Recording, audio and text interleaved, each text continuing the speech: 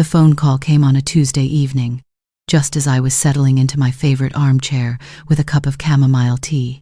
My son Kelvin's name lit up my screen, and for a brief moment, my heart lifted the way it always did when I saw his name.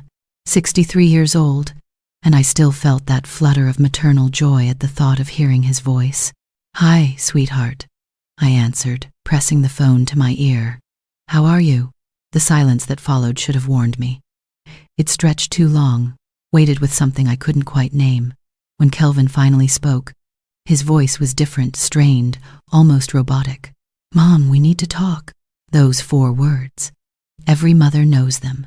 They're never followed by good news. Before we continue, please subscribe and hit that notification bell and let us know where in the world you're watching from in the comments. Now, back to my story. I set my teacup down carefully on the side table, my hand suddenly unsteady. "What's wrong? Is everything okay? Is Amber all right?" Amber, my daughter-in-law of 3 years.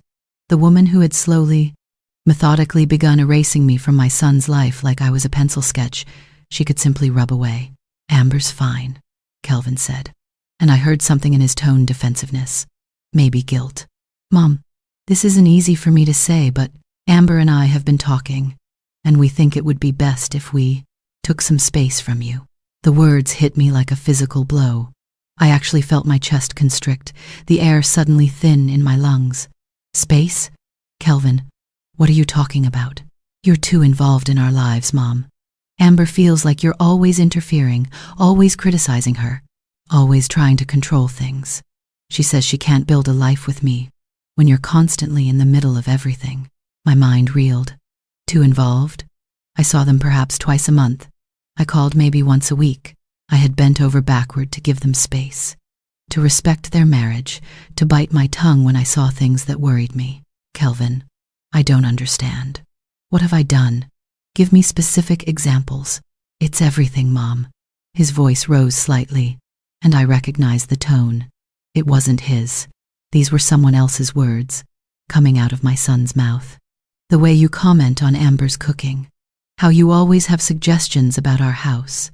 The way you bring up my childhood like you're reminding me I owe you something. Amber says she feels judged every time we're around you. I've never..."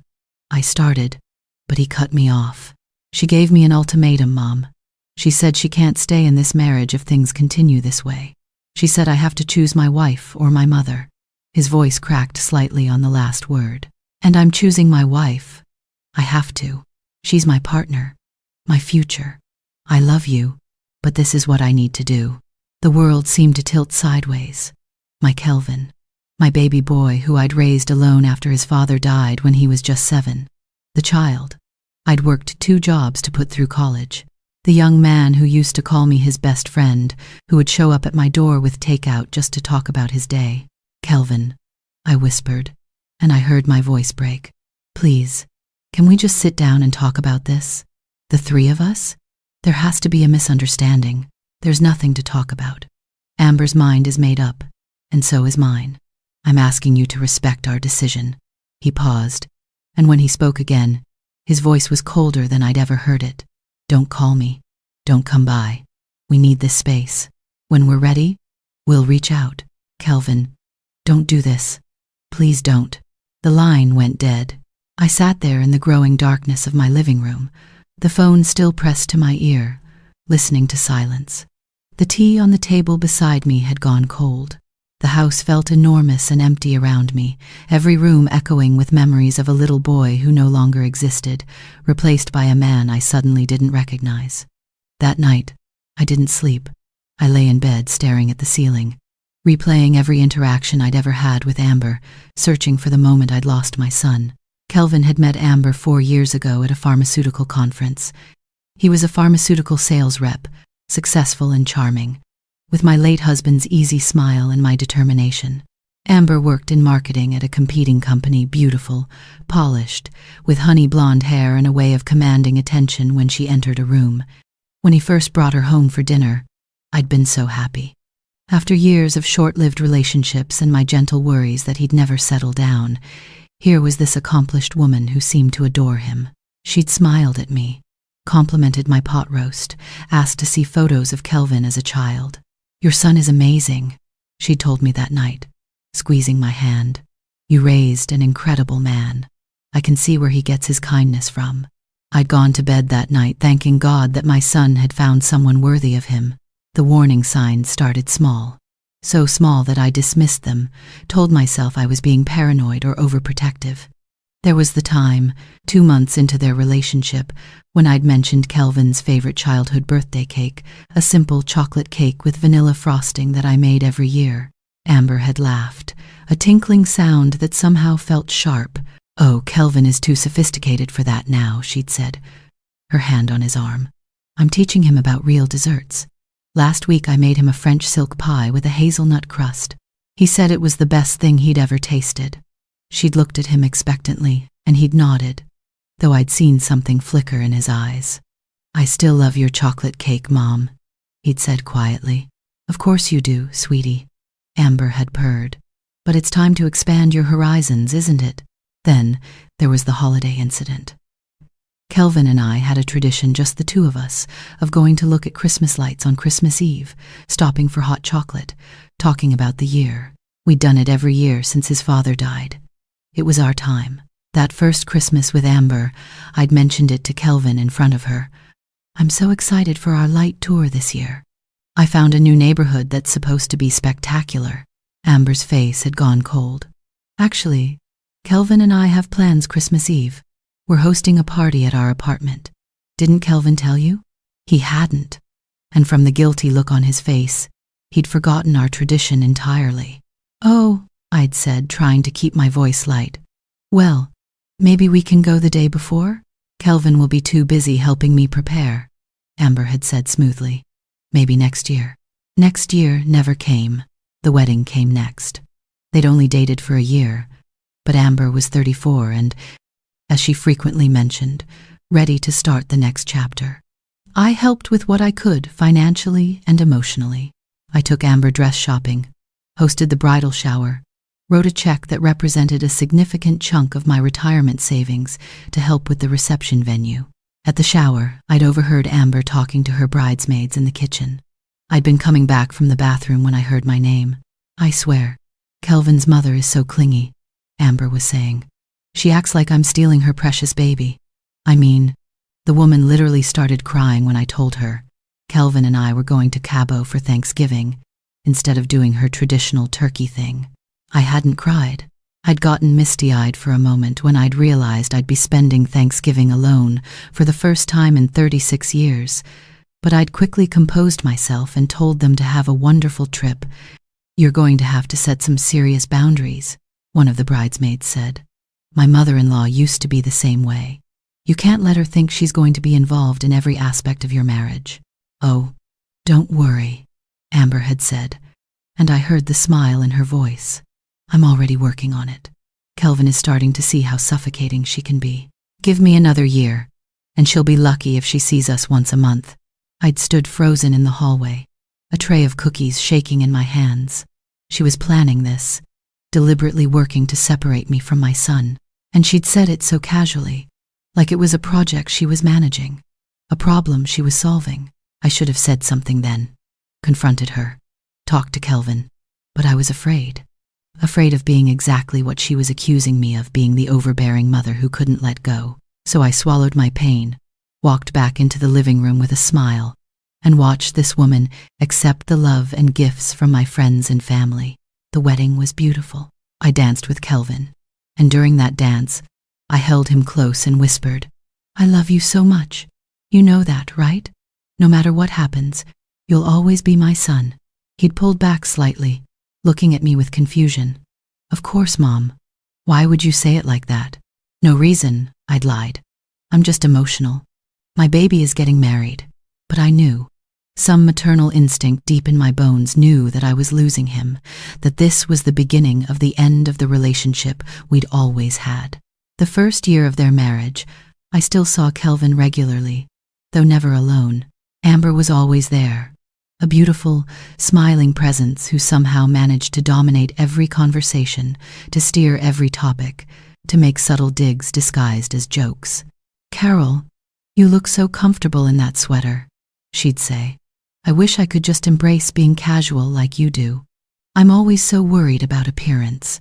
Translation: "You look frumpy." Kelvin was just telling me how much he loves my homemade marinara. I use this recipe I learned in Italy. So much better than jarred sauce. Isn't it, honey? Translation: "Your cooking is inferior." I've been helping Kelvin with his career goals.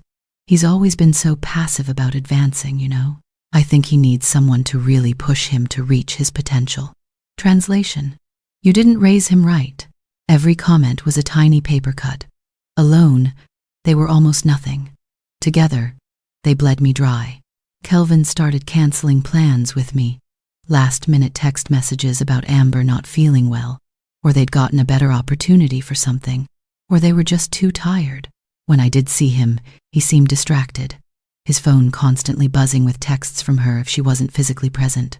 The final year before the ultimatum was the worst. I was allowed to see them perhaps once every 6 weeks, and only on Amber's terms. Never at my house, always at a restaurant of her choosing or at their home where I was a guest in territory she controlled. I remember one dinner at their house, about 4 months before the phone call that changed everything. Amber had made some elaborate meal duck breast with a cherry reduction, roasted root vegetables, homemade bread. It was delicious, and I said so. "Thank you, Carol," she'd said, her smile not reaching her eyes. "I try so hard to make our home special.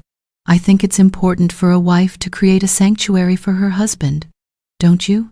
A place where he feels appreciated and not burdened." The implication hung in the air. Kelvin shifted uncomfortably. "Your mom's a great cook too, babe," he'd said weakly. "Of course," Amber agreed. "In her own way. Different generation, different standards." I'd excused myself to the bathroom and stood there with my hands braced against the sink, willing myself not to cry. When I looked in the mirror, I saw a tired woman staring back at me. When had I gotten so old? When had the lines around my eyes gotten so deep? When had my hair gotten so gray? When had I become so easy to erase? I went back to the table and finished the meal, complimenting Amber's cooking, laughing at Kelvin's stories from work, pretending I didn't see the text messages Amber kept sending him that made him glance at me with increasing discomfort. That was 3 months before the ultimatum. 3 months before my son chose his wife over his mother. 3 months before I was exiled from his life. The weeks after Kelvin's call were the darkest of my life. Darker even than when my husband died, because at least then I'd had Kelvin. I'd had purpose. I had to be strong for him, had to keep going for him, had to build a life for both of us. Now I had nothing. My son had been my entire world for so long. My friends were kind, but they had their own families, their own lives. My sister lived 3 states away. I went to work at the library, where I'd worked for 20 years. I came home to an empty house. I ate meals alone, and I waited. I waited for Kelvin to call, to text, to realize what Amber was doing to us. I waited for him to remember our bond, our history, everything we'd been to each other. I waited for him to choose me, finally, the way I'd always chosen him. But my phone stayed silent. I drove past their house once, just once, about 3 weeks after the call. I didn't stop, didn't even slow down more than traffic required. But I saw Kelvin's car in the driveway, saw lights on in the windows, saw the life continuing inside that house without me. I went home and cried until I thought I might be sick. My friend Patricia from the library found me one day in the break room, staring at my phone, willing it to ring. She sat down across from me and took my hand. "Carol, honey, you look like hell." I tried to smile. "Thanks, Pat. You really know how to cheer a girl up. I'm serious. This thing with Kelvin, you can't let it destroy you. He's my son," I whispered. "My only child. What am I supposed to do?" Patricia squeezed my hand. "You're supposed to live your life. You're supposed to remember that you existed before he did and you'll exist after this. You're supposed to have faith that truth has a way of revealing itself. What if it doesn't? What if this is just it? What if she wins? Then she wins," Patricia said simply. "But you don't have to lose yourself in the process." Her words stayed with me, but I didn't know how to follow them. How do you not lose yourself when half of your heart is walking around in someone else's body? and that someone has decided you're not welcome in their life? The revelation came on a Wednesday afternoon, 2 months and 3 days after Kelvin had cut me off. I was working the reference desk at the library when a young woman approached. She was in her late 20s, professional looking, with kind eyes and an uncertain expression. "Excuse me," she said. "Are you Carol Winters?" "Yes," I said, curious. "Can I help you?"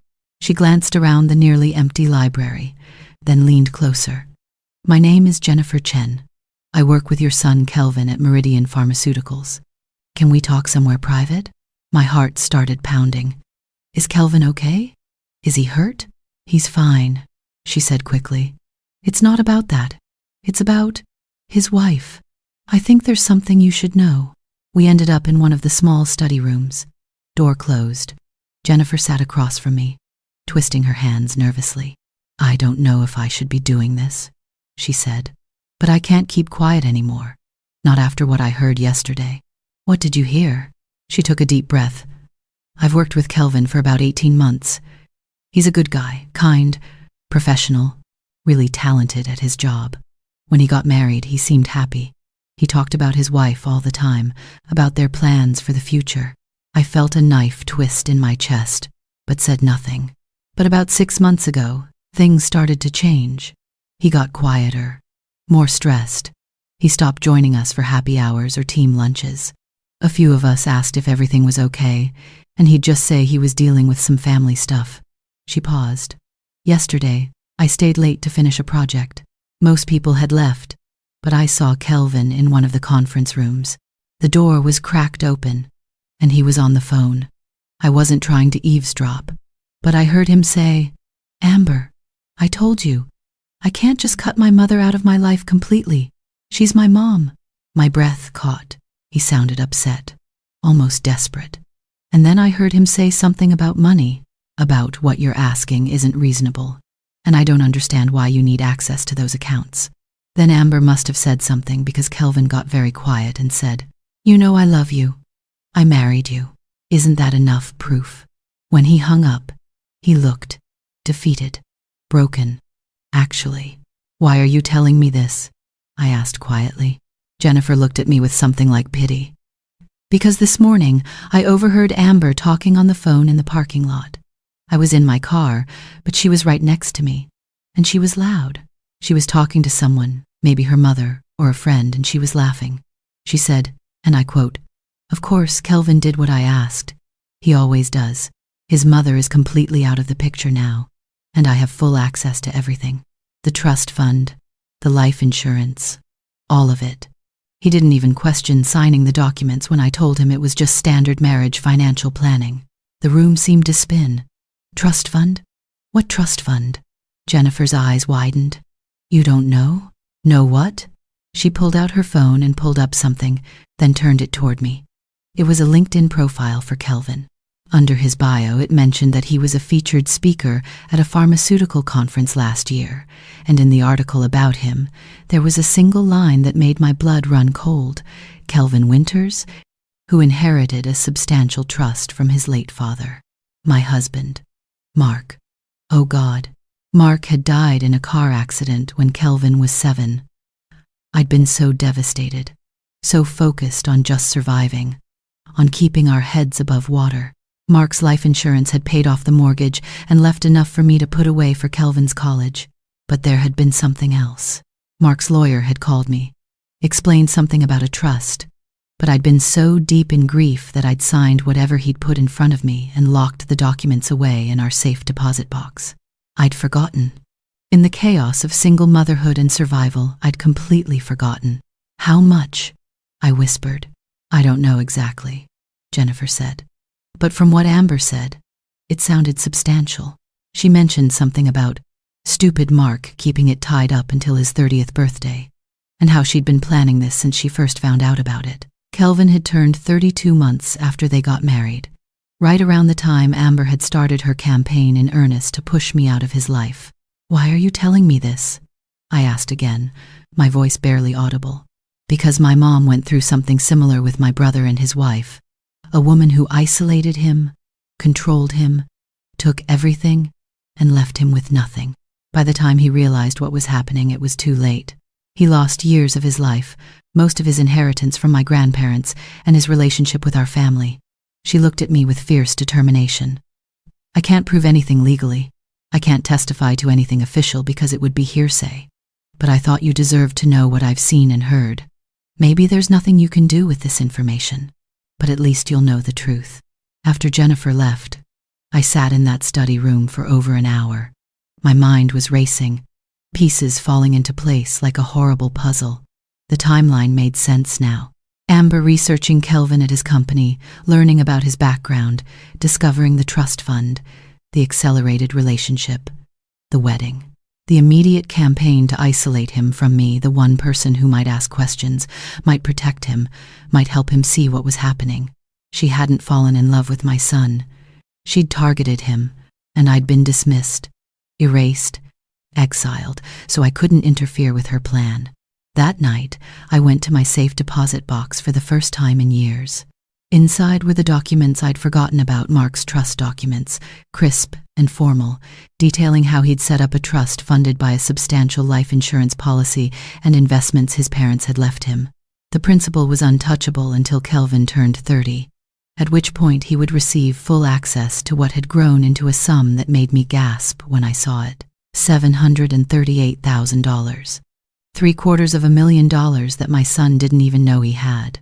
Money that Mark had carefully protected, wanting to ensure his son's future. Money that was supposed to buy a house, fund a business, secure grandchildren's education, create generational stability. Money that Amber had discovered and claimed as her own. The trust documents showed that I was listed as a backup trustee, but Kelvin's 30th birthday had triggered automatic transfer of control to him. If he'd signed power of attorney documents to Amber, or if he'd added her to the accounts, she could do whatever she wanted with that money. I called the bank the next morning. The account manager was polite but firm. "I'm sorry, Mrs. Winters. You're no longer a trustee on the account." Mr. Winters took full control at age 30 as stipulated in the documents, and he's since added his wife as a joint account holder with full rights. "I can't discuss the account with you. Can you at least tell me if the money is still there?" A pause. "I really shouldn't. But given that you set up the original trust, I can tell you that the account has seen significant activity in recent months. I'm not permitted to say more." Significant activity. My heart sank. I spent the next 2 weeks digging, researching, planning. I hired a private investigator, a woman named Sarah Brennan, who came highly recommended. I gave her everything I had: Jennifer's information, the timeline, the trust documents, Amber's background. What Sarah uncovered made me physically ill. Amber had been married before, twice. Both marriages had ended in divorce, and both ex-husbands had filed complaints about financial irregularities, though nothing had ever resulted in charges. One ex-husband had lost his inheritance from a deceased uncle. The other had discovered that their joint accounts had been drained just before Amber filed for divorce. "There's a pattern here," Sarah told me in her office, spreading out documents.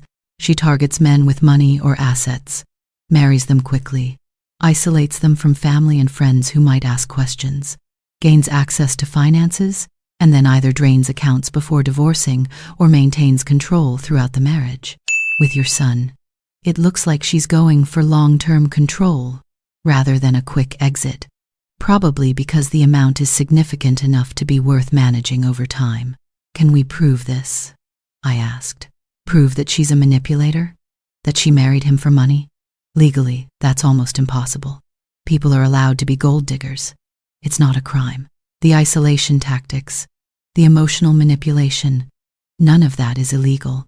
Even if she's draining his trust fund, he's an adult who's given her access. Unless we can prove fraud or coercion, there's nothing criminal here. So she just wins?" My voice broke. "She gets to destroy my son and steal his future, and I can't do anything?" Sarah leaned forward. "I didn't say you can't do anything. I said you can't do anything legally, but the truth is a powerful weapon if used correctly." "What do you mean?" "Your son needs to know what he's dealing with. He needs to see the evidence. He needs to understand that this woman has done this before, that there's a pattern, that he's not paranoid or wrong if he's having doubts. She tapped the stack of documents. But the delivery matters. If you go to him directly, Amber will spin it as you being the vindictive ex-mother, unable to let go, making up lies to break them up. She'll make him choose again, and this time he'll choose her even more firmly because you'll have attacked his wife. Then how do I tell him? Sarah smiled slightly. You don't. You let someone else do it. Someone he trusts. Someone who has no agenda. Jennifer Chen agreed to help without hesitation. So did two other colleagues from Kelvin's office, Robert Kim and Amanda Phillips, who had also grown concerned about the changes they'd seen in Kelvin over the past year. He used to be so confident, Robert told me when we met at a coffee shop. Always the first to volunteer for presentations, always coaching the newer reps. But lately, he second-guesses everything. Last month, he asked me if I thought he was good at his job. Kelvin, the top performer in our division. It's like someone's been systematically breaking down his confidence. Amanda nodded. And he never talks about his personal life anymore. Before, he'd mention his mom sometimes funny stories, things you did together. Now, if anyone mentions family, he just changes the subject or makes an excuse to leave. We formed a plan. A careful, ethical, truthful plan. Robert invited Kelvin to a happy hour, nothing unusual, just a casual Friday gathering at a local bar. Kelvin tried to decline, but Robert insisted, mentioning that the new director would be there, and it would look good for Kelvin to show up. Amber apparently gave permission, probably because it was work-related and might benefit Kelvin's career. At the bar, they let Kelvin relax, have a beer, laugh at some work stories. Then Jennifer, as if it had just occurred to her, said, "Hey Kelvin, I've been meaning to ask. I saw on your LinkedIn profile something about a trust fund from your father. That must have been really helpful when you were starting out." Kelvin's face went carefully blank. "I don't really want to talk about my personal finances." "Of course not," Jennifer said quickly. "I only mention it because my cousin just inherited a trust from his grandmother, and he has no idea how to manage it. I thought maybe you could give him some advice about trustees and financial advisors and all that." "I don't have a financial advisor," Kelvin said quietly. "My wife handles all of that. She's better with money than I am." A significant look passed between Jennifer, Robert, and Amanda. Amanda leaned forward. "Kelvin, can I ask you something as a friend? Are you happy?" His face crumbled for just a moment before he caught himself. "Of course I'm happy. Why would you ask that?" "Because you seem different," Robert said gently. "Stressed, disconnected, and we care about you, man. If something's going on." "Nothing's going on." Kelvin's voice was tight. "My wife and I are fine. We're just going through some growing pains. Normal marriage stuff." "Does that normal stuff include cutting your mother out of your life?" Jennifer asked softly. Kelvin went pale. "How do you know about that?" "Because you told me," Jennifer said. "Remember? About 6 months ago, you mentioned that you and your wife were dealing with some family issues and needed space from your mom. And you looked so sad when you said it, Kelvin. Like it was killing you. It's complicated, is it?" Amanda pulled out her phone. "Kelvin, I'm going to show you something. You can decide what to do with the information. But you deserve to know." She pulled up a series of documents on her screen: public records, divorce filings, the investigative report Sarah had compiled. "Your wife was married twice before. Both marriages ended with accusations from the ex-husbands about financial impropriety. Both men reported having family members cut from their lives during the marriages. Both lost significant assets." Kelvin stared at the screen, his face draining of color. "Where did you get this?" "It's public record," Robert said. "We were worried about you, so we did some digging. Kelvin, we think your wife might have married you for your inheritance, and we think she isolated you from your mother because your mom would have been the one person who might have caught on." "You don't know what you're talking about," Kelvin said, but his voice was shaking. "Amber loves me." "Maybe she does," Jennifer said gently. "But love doesn't usually require cutting someone off from their family. Love doesn't usually involve taking complete control of someone's finances. Love doesn't usually make someone look as miserable as you've looked for the past year." "I need to go." Kelvin stood abruptly. nearly knocking over his beer. You don't understand. You don't know Amber, she's not like that.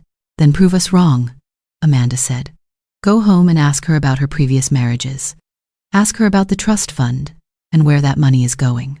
Ask her why she needed you to cut off your mother. If we're wrong, she'll have good answers. But if we're right, Kelvin left without another word. But as he walked out, Robert called after him. We're here for you, man. Whatever you need. I didn't hear anything for 3 days. 3 days of torture, wondering if our plan had worked or if we'd just pushed Kelvin even further into Amber's control. 3 days of jumping every time my phone buzzed, praying to see his name. Then, on day 4, at 2:17 the afternoon, my phone rang. Kelvin. Mom? His voice was small, broken. Can I come over? I need to talk to you. Of course, sweetheart. Of course. He arrived 20 minutes later. I barely recognized him. He'd lost weight. His clothes hung on him, and his face was haggard, eyes red-rimmed like he'd been crying.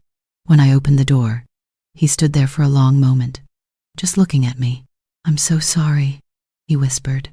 Then he broke down, and I held my son the way I used to when he was a little boy with scraped knees and hurt feelings, and I let him cry on my shoulder until he had no tears left. When he could finally speak, we sat on the couch, and the truth poured out of him. She told me you hated her, Kelvin said, his voice raw. From the very beginning, she would tell me things you supposedly said about her when she wasn't around. That you called her a gold digger. That you said she wasn't good enough for me. That you were constantly criticizing her cooking and her career and her appearance. Kelvin, I know that now. But at the time, she was so convincing. She'd cry and tell me she was trying so hard to make you like her. But nothing she did was ever good enough. And I believed her because she seemed so hurt, so genuine. I thought I had to protect her from you. He ran his hands through his hair, a gesture so familiar it made my heart ache. Then when I turned 30, she told me about Dad's trust fund. She said she'd been doing some financial planning and had discovered it. She made it seem like this wonderful surprise, like she'd found this gift for us. She had all these ideas about how we'd use it: a bigger house, starting a family, investments. She said she'd handle all the details because I was so busy with work. Did you sign papers? He nodded miserably. Power of attorney documents. She said it was just so she could manage the accounts while I was traveling for work. Made it seem so reasonable. And I trusted her completely. She was my wife. What made you finally question things? After my colleagues confronted me at the bar, I couldn't stop thinking about what they'd said. It was like they'd put words to this feeling I'd been having for months, this sense that something was off, that I was trapped, that I'd lost myself somehow. When I got home that night, I found Amber on the phone. She didn't know I was back yet. She was talking to her mother, and she was talking about money, about how she'd invested a significant portion of the trust in her mother's business, how she'd used some to pay off her car and credit cards, how she was planning to use more for a girls' trip to Europe with her friends. His voice broke. Mom, she was laughing, talking about my money and my inheritance like I didn't even exist, like it was hers all along. And then she said, he swallowed hard. She said, it was so easy to isolate him from Carol. She was the only real threat. As long as she's out of the picture, Kelvin does whatever I want. He feels so guilty about choosing me over her that he'll agree to anything to prove his love. Tears streamed down his face. I confronted her. She denied everything at first, but when I kept pushing, she changed tactics. She said I was being paranoid, that I was choosing my mother over her again, that if I really loved her, I would trust her with our finances. Then she gave me another ultimatum: forget what I'd heard, and move forward with our marriage, or she'd divorce me and take half of everything, including what was left of the trust fund. Oh, Kelvin. I told her I wanted to see the account statements. She refused. I told her I was going to the bank the next day. She started screaming at me, saying I was an ungrateful husband, that she'd given up everything for me, that I owed her. It was like seeing a completely different person. The mask just came off. He looked at me with devastated eyes. I should have believed you. I should have trusted you. You're my mother. You've never lied to me, never manipulated me, never tried to hurt me. and I threw you away for someone who saw me as nothing but a paycheck. You were manipulated, sweetheart. That's what she does. It's not your fault. It is my fault. I chose her. I cut you off. I said horrible things to you. I let her convince me that your love was somehow toxic, when it was the only real love I had. He grabbed my hands. Can you ever forgive me? I pulled him into my arms again. There's nothing to forgive. You're my son. I love you. That never changed, not even for a second. We stayed like that for a while, and slowly, Kelvin began to breathe easier, like a weight was lifting. What are you going to do? I finally asked. I moved out yesterday. I'm staying at a hotel. I've already contacted a divorce attorney. One of my colleagues recommended someone who specializes in cases involving financial exploitation. I went to the bank this morning with my lawyer. Out of the $738,000 in the trust. His voice hardened. There's $341,000 left. She spent nearly $400,000 in less than 2 years. And I didn't even notice because she kept telling me she was managing things and making investments. Can you get any of it back? My lawyer says maybe some of it. If we can prove she committed fraud or that the power of attorney was obtained under false pretenses, we might have a case. But it's going to be expensive and time-consuming, and some of it's just gone. Spent on her mother's failed business, luxury purchases, vacations I wasn't even invited on. He laughed bitterly. Do you know she took a 2-week trip to the Maldives with her friends last year? Told me it was a work conference. Spent $30,000 of my inheritance to drink cocktails on a beach while I was working 60-hour weeks. My hands clenched into fists. Kelvin, I want you to fight for every penny. Not because of the money, but because she needs to face consequences. Oh, she will, Kelvin said, and there was steel in his voice now. My lawyer is going after her hard. We're filing for divorce on grounds of fraud. We're subpoenaing her previous divorce records to establish a pattern. We're going after the money she transferred to her mother's business, and I'm going to make sure everyone knows exactly what she did professionally and personally. Be careful, I warned. She'll try to spin this. Let her try, Kelvin said. I have documentation, bank records, power of attorney papers where she forged dates to make it look like I signed them before we were married, emails between her and her mother discussing the plan to get access to the trust. My lawyer found most of it through subpoena, but Amber was careless. She thought I was too stupid or too controlled to ever question her. Over the next few weeks, the truth of what Amber had done began to spread. Kelvin's colleagues rallied around him, providing statements about the changes they'd witnessed in him, the isolation tactics, the manipulation. Jennifer testified about what she'd overheard. The investigator's report revealed the pattern of Amber's previous marriages and financial schemes, but the real blow came from an unexpected source: Amber's second ex-husband. When he heard about Kelvin's case, he reached out through our lawyer. She did the same thing to me. He told Kelvin during a conference call I was allowed to listen to, married me, isolated me from my family, convinced me to give her access to my inheritance from my uncle. By the time I figured out what was happening, she'd spent over $200,000. I tried to press charges, but she was smart. She'd made sure everything was technically legal, made me believe I was consenting to everything. I just wanted to warn you. She's good at playing the victim. When I left her, she told everyone I was abusive, that she'd married me to escape her abusive first husband, and I turned out to be worse. Destroyed my reputation in our community. I'm ready for that, Kelvin said quietly. This time, there's too much documentation, too many witnesses, too much evidence of a pattern. The divorce proceedings were brutal. Amber hired an expensive lawyer and fought back hard, claiming that Kelvin was the one who'd been controlling, that she'd been trying to help him manage his finances, that his mother had poisoned him against her. She even tried to file a restraining order against me, claiming I'd been harassing her, a claim that was immediately dismissed when we provided evidence that I'd had zero contact with her since Kelvin cut me off. But as the evidence mounted, the bank records showing systematic draining of the trust fund, the emails between Amber and her mother, the testimony from Kelvin's colleagues, the pattern from her previous marriages, Amber's lawyer began encouraging her to settle. The final settlement took 6 months to negotiate. Amber had to return $180,000 to Kelvin, money that was still traceable in various accounts. The rest was gone, spent or hidden, but Kelvin decided it wasn't worth spending more in legal fees trying to chase it down. Amber received nothing in the divorce, no alimony, no marital assets, nothing. The prenuptial agreement Kelvin's lawyer had wisely insisted on before filing protected everything else. But money wasn't the only consequence Amber faced. Her employer, learning about the pattern of financial exploitation and manipulation, quietly let her go during the divorce proceedings. The pharmaceutical industry is small, and word spreads quickly. Her reputation was ruined. Her second ex-husband, emboldened by Kelvin's case, reopened his investigation into what she'd done to him. While no criminal charges were ultimately filed, the public record of her predatory behavior grew thicker.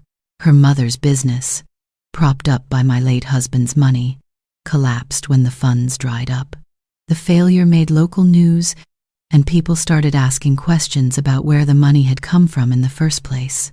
Amber tried social media, playing the victim, claiming she'd been destroyed by a vindictive ex-husband and his controlling mother. But Kelvin's lawyer was ready.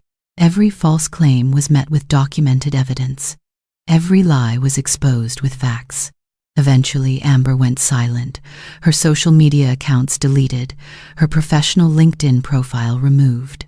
Last I heard, she'd moved to another state, trying to reinvent herself again. But this time, her pattern was documented. This time, the next man who Googled her name would find the truth. Kelvin moved back home with me temporarily while he rebuilt his life. We fell back into our old rhythms, cooking dinner together, watching movies, talking late into the night. But he was different now. Older, sadder, wiser. I lost 2 years of my life to her, he said one night as we sat on the back porch, watching the sun set. 2 years of not having you in my life. 2 years of being someone I didn't even recognize. And I lost Dad's gift, the security he wanted me to have. You didn't lose it all, I reminded him. You saved almost half of it, and you're free now. You know what real love looks like and what manipulation looks like. That's worth something. I just keep thinking about what she said about how easy it was to isolate me from you. How guilty I felt about choosing her over you, how that guilt made me easier to control. He looked at me. Did you ever blame me? Hate me? Never. Not even for a second. I was hurt. I was devastated. But I never blamed you. You were being manipulated by someone who was very good at manipulation. That wasn't your fault. I should have known. How? When someone you love and trust tells you lies, especially lies mixed with truth, how are you supposed to know? She was sophisticated, Kelvin. She'd practiced this. She knew exactly what to say, how to isolate you, how to make you doubt your own instincts. I took his hand. You're not stupid. You're not weak. You were a good man who loved someone who didn't deserve it. And now, you're free. He squeezed my hand. I'm going to make it up to you. The time we lost, the trust I broke. You don't have to make anything up to me. Just live your life. Be happy. Trust yourself again. That's all I want.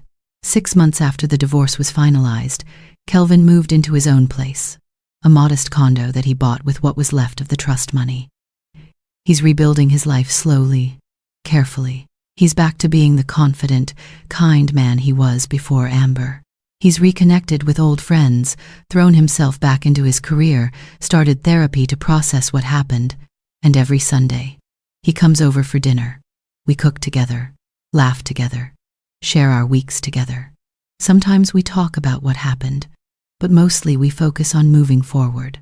Last Sunday, as he was leaving, he hugged me tight and whispered, "Thank you for not giving up on me. Thank you for finding out the truth. Thank you for saving me." "I'll always save you," I told him. "That's what mothers do." As I watched him drive away, I thought about Amber's ultimatum that had started all of this. It's me or your mother, choose. Kelvin had chosen her, and it had nearly destroyed him. But in the end, the choice that mattered wasn't the one he made when he was being manipulated. It was the choice he made when he finally saw the truth. He chose honesty over lies, freedom over control, real love over manipulation. He chose himself, and in choosing himself, he found his way back to me. Amber had been so confident that she'd won, that she'd successfully removed me from Kelvin's life, that she'd secured control over him and his money, that she'd played the game perfectly. But she'd made one critical mistake. She'd underestimated a mother's love. She thought that cutting me off would make me go away, that silence would equal defeat, that distance would equal erasure. She didn't understand that a mother never stops fighting for her child, never stops loving, never stops waiting for the moment when truth reveals itself. And when that moment came, I was ready. My son came back to me, not because I demanded it, not because I manipulated him, not because I forced him to choose. He came back because he finally saw the truth, and the truth set him free. That's not revenge. That's justice. That's love. That's a mother's job, to be there when her child needs her, to shine light into darkness, to help him find his way home. Amber thought she'd won when Kelvin chose her, but she'd actually lost from the very beginning, because she never understood what real love looks like. She never understood that you can't build a life on lies. She never understood that truth, eventually, always finds a way to surface. As I sit here now, watching the sunset from my porch, I think about that phone call 2 years ago, the one where Kelvin told me he was choosing his wife over his mother, the one that broke my heart into 1,000 pieces. I'm grateful for it now. Strange as that sounds, I'm grateful, because that pain, that exile, that forced separation, it revealed the truth. It exposed Amber's manipulation. It created the circumstances that allowed Kelvin to finally see what was happening to him. If she'd been more subtle, more patient, more careful, she might have maintained her control indefinitely. But she got greedy. She got cocky. She pushed too hard, too fast. And in doing so, she created her own downfall. Kelvin is free now, wiser, stronger, more aware of who he is and what he wants. He knows what real love looks like because he's experienced both the counterfeit and the genuine. He knows his own worth because he's seen what happens when you let someone else define it for you. And me? I have my son back. Not the naive young man who fell for Amber's schemes, but a mature man who's been through fire and emerged stronger. I have our relationship back, deeper and more honest than before. I have Sunday dinners and phone calls and conversations about his life and dreams and fears. I have what Amber tried to take from me, and she has nothing but the ruins of her own making. That's not my revenge. That's karma. That's the natural consequence of manipulation and lies.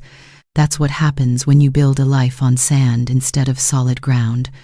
My only revenge was refusing to give up, refusing to accept that I'd lost my son forever, refusing to believe that manipulation could permanently defeat love, and being ready, when the moment came, to help him see the truth. Sometimes the best revenge isn't revenge at all. It's simply standing firm in truth and love, and waiting for lies to collapse under their own weight. And they always do. Eventually, they always do. Kelvin called tonight, just as I was finishing this reflection. "Hey, Mom," he said, and I could hear the smile in his voice. "I have news. Good news, I hope. I got a promotion. Regional sales director. It's a big increase in responsibility and salary. And Mom, I'm thinking about using some of it to take you on a trip. Maybe Italy? I remember you and Dad always talked about wanting to go." My eyes filled with tears. "That sounds wonderful, sweetheart. I want to make new memories," he said. "Good ones. With you. No one trying to keep us apart. No one manipulating or controlling or lying. Just us, rebuilding everything we lost." "We didn't lose it," I told him. "It was hidden for a while, but it was always there. Love doesn't disappear just because someone tries to bury it." After we hung up, I sat in the quiet of my living room and thought about how different things could have been if Jennifer hadn't come to the library that day, if Kelvin's colleagues hadn't cared enough to intervene, if that investigator hadn't found the pattern in Amber's history. But they did, and the truth came out, and my son came home. That's the thing about toxic people. They're very good at manipulation, at lies, at creating chaos and pain, but they're not good at sustaining it. Eventually, the mask slips. Eventually, people see through the performance. Eventually, The truth surfaces. You just have to be patient. You have to be strong. You have to hold on to truth even when it feels like lies are winning. And you have to be ready to catch your loved ones when they finally break free. Amber told my son, "It's me or your mother, choose." He chose her. And it led him straight back to me. Sometimes losing is winning. Sometimes surrender is strength. Sometimes waiting is the most powerful action you can take. I've learned that a mother's love is patient. It endures. It outlasts manipulation and lies and ultimatums. It's there in the darkness, a steady light, waiting to guide the lost back home. And when they finally find their way back, that love says, "I never left. I was here the whole time. I always believed you'd come home. Welcome back, my child. Welcome back." That's my story. That's my revenge, if you can call it that. Not dramatic confrontation or elaborate schemes, just steadfast love and patient waiting and being ready with the truth when it was finally time. Amber thought she'd won when she drove that wedge between Kelvin and me. But mothers don't lose their children. Not really. Not permanently. We just wait for them to remember the way home. And when they do, we're there with open arms, ready to catch them, ready to love them, ready to rebuild everything the manipulators tried to destroy. That's not revenge. That's grace. That's redemption. That's love winning the way it always does if you're patient enough to let it. Thank you for listening to my story. Thank you for being here.